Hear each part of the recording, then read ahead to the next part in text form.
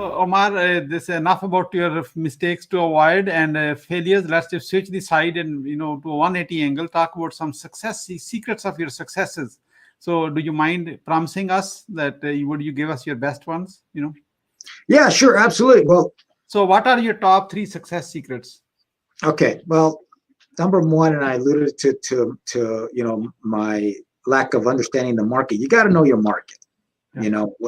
Regardless of what business you're in, your industry, whatever, know your market. Don't make any assumptions on your market, because one of the things that's really helped us out is that we've gotten really good at using the census website, the government census website. So when we're looking at properties out of state, out of our known neighborhoods,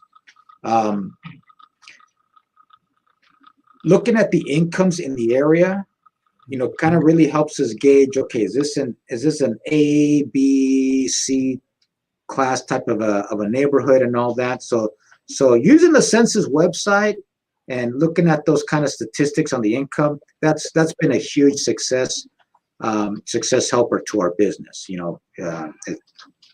as far as getting familiar with the markets, right?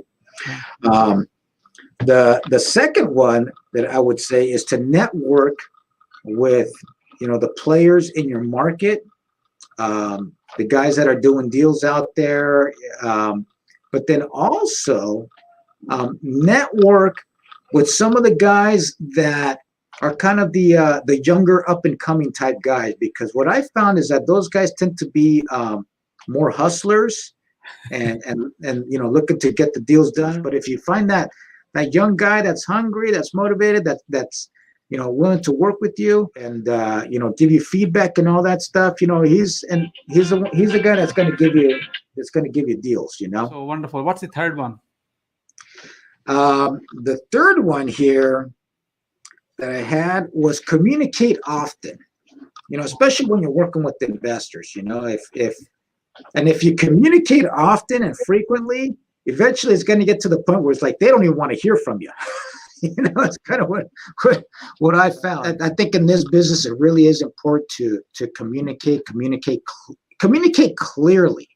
Yeah. That doesn't mean being over worldly. I guess what I'm trying to say. Like I remember reading somewhere that an important skill that CEOs like to see in their employees is the ability to communicate clearly.